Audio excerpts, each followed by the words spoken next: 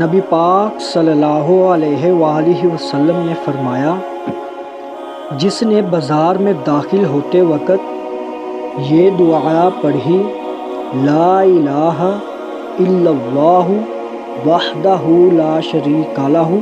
لہ الملک ولہ الحمد یحیی ویمیت وہو حی لا یموت بیدہ الخیر وہو علی کل شیء قدیر، تو اللہ تعالی اس کے لیے 10 لاکھ نیکیاں لکھتا ہے اور اس کی 10 لاکھ برائیاں مٹا دیتا ہے اور اس کے 10 لاکھ درجے بلند فرماتا ہے۔ جزاک اللہ۔